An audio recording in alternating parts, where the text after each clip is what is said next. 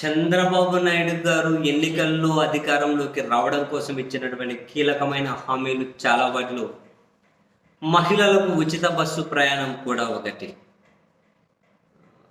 మహిళల ఓట్ల కోసమో లేకుంటే సెంటిమెంటల్గా తెలంగాణ ప్రామిస్ చేసి అధికారంలోకి వచ్చింది, కర్ణాటక ప్రామిస్ చేసి అధికారంలోకి వచ్చింది, మనం కూడా రావచ్చని ఇచ్చారు. కారణం ఏదైతే ఉంది, కానీ ఇప్పటికీ ఉచిత బస్సు అయితే అమలు కాలేదు.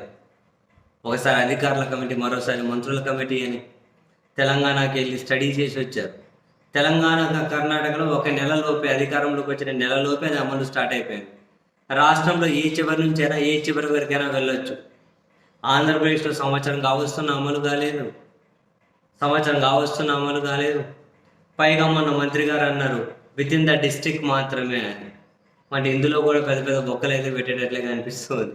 విత్ ఇన్ ద డిస్ట్రిక్ట్ ఏంటి, ఎక్కడి నుంచైనా ఎక్కడికైనా పోవచ్చు, మా చంద్రన్న చెప్పిండు అని చెప్పండి మిమ్మల్ని టికెట్ అడిగితే అని కూడా అన్నారు. ఏం మరి ఇంకా ఎవరెవరు మహిళలు బస్సు ఎక్కి టికెట్ తీసుకోకుండా ఆ చంద్రబాబు నాయుడు గారి వీడియో చూపిస్తారేమో అనుకున్నాను నేను కూడా. ఇంకా ఎవరు అటువంటి పని చేసేటట్లేరు.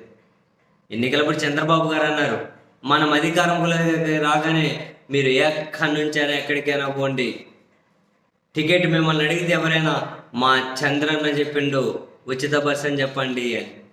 ఇప్పుడు ఎవరైనా బస్సు ఎక్కేసేదిగో చంద్రబాబు గారు అధికారంలో ఉన్నారు, ఉచిత బస్సు అని చెప్పి ఆయన చెప్పినారు కాబట్టి మేము టికెట్ తీసుకోమని ఇంకా కండక్టర్తో ఎవరు గొడవలు పెట్టుకుంటున్నట్లేదు.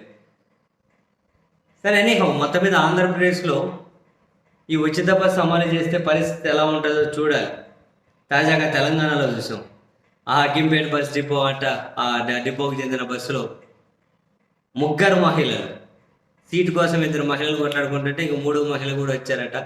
3 మహిళలు కాళ్ళల్లో చెప్పులు, షూ తీసుకొని ఒక పక్క కండక్టర్ అడ్డపడుతూ ఉన్నా, బస్సులో వాళ్ళు అడ్డపడుతూ ఉన్నా, అబ్బా స్వతంత్ర పోరాటం చేస్తూ ఉన్నారు 3 మహిళలు బస్సులో సీటు కోసం. చెప్పులు, ఒక ఆమె చేతిలో ఏమో షూ ఉన్నాయి, ఇంకొక ఆమె చేతిలో ఏమో చెప్పులు ఉన్నాయి. చెప్పులు తీసుకొని, షూ తీసుకొని రపా రపా రపా రపా కొట్టుకొని ఏ ఊరు అడ్డుకున్నావు ఇసి పెట్టట్లేదు. భలే కనపడతారు అబ్బాయి ఈ మహిళలు మాత్రం. నిజంగా కొట్లాడుకునేటప్పుడు నోరు భలే వచ్చేస్తుంది, కొట్లాడుకునేటప్పుడు భలే కనపడతారు. ఒక చుట్టూ ఊరిపోతుంటాయి, అన్ని జారిపోతుంటాయి రకరకాలుగా. చివరికి ఆ కండక్టర్ ఏం చేయాలో తెలియక పోలీస్ స్టేషన్ దగ్గర పోయి ఆపండు, ఇలా కొట్లాట ఆటికి దారి తీస్తుందో అని. ఏమైనా చేతిలో కత్తులు గిత్తులు లేవు.